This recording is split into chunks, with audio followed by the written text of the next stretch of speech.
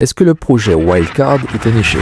Attention spoiler. À mon sens, non. Au contraire. Quand Kunigami est revenu, la mise en scène était bien Terminator, bien Zaraki Kenpachi. Le bug a même crié « Je vais devenir le meilleur attaquant du monde ». Et certains lecteurs, malheureusement, ont trop voulu maxer. Mais au final, Kunigami reste Kunigami. Ni un stratège, ni un dribbleur né, et encore moins un speedster. Pourtant, il a réussi à marquer 2 buts. Le premier sur une passe idée inespérée d'Izagi, où il a fait parler son lefty shot.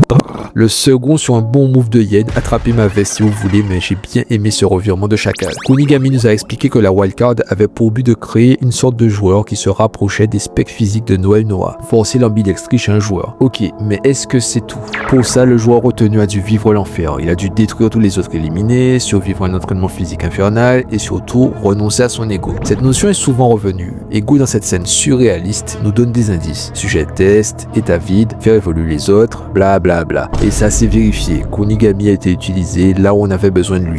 D'attaquant, il est quasiment passé à milieu défensif à la fin de la Neo Egoist League. Un joueur imprévisible dont la défense musclée a su sceller l'un des 2 meilleurs attaquants du PXG. Alors, Kunigami sera-t-il juste un joker comme l'était Barreau autrefois? Je ne pense pas. Je pense que la clé du personnage sera d'obtenir la condition physique optimale Sonoa, puis de retrouver son ego de héros. Ainsi, il aura tout gagné. Revenu d'entre les morts avec sûrement le meilleur physique de l'équipe, plus le héros de retour. Au fond, je suis sûr que c'est ce que souhaite Ego. On est au Blue Lock, là où l'ego est au-dessus de tout. Ego qui compte sur un joueur qui abandonne totalement son ego? Ha ha ha ha.